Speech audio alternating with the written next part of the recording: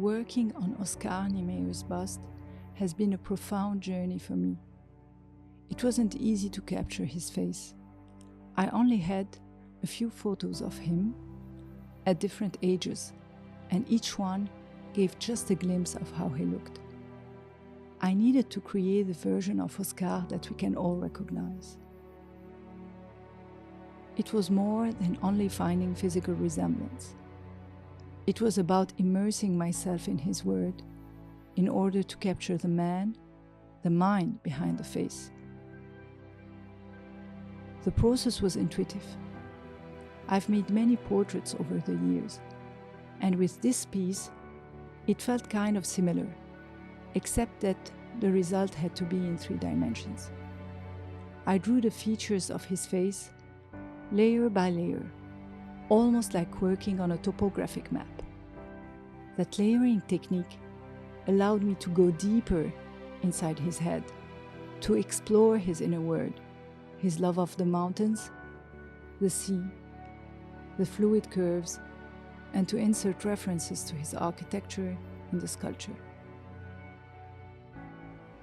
As an interior architect, I've always been drawn to Niemeyer's work, his Brazilian spirit, and how he expressed freedom through forms. I tried to imagine what he might have felt more than 60 years ago when he was in Tripoli designing the fair. His passion, his vision of creating a symbol of modernity and progress, and, later on, his disappointment. The sculpture came from something very emotional, a feeling many of us in Lebanon share. It came from the frustration of seeing our dreams interrupted, of watching something full of promises slowly fade away with reality.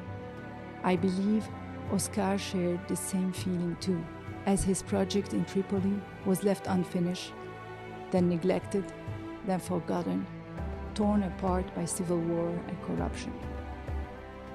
Since the beginning of my work and through developing all my models, I kept thinking about the actual shape of the site seen from above, its elliptical plan, and how closely it resembles an egg, a symbol of life and potential, something that never quite hatched. I believe this is not a coincidence.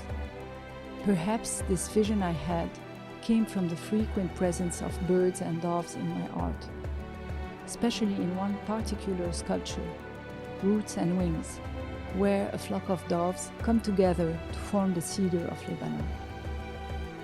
That's why I wanted to place inside the bust of Oscar, at the place of his heart, one of those messenger doves,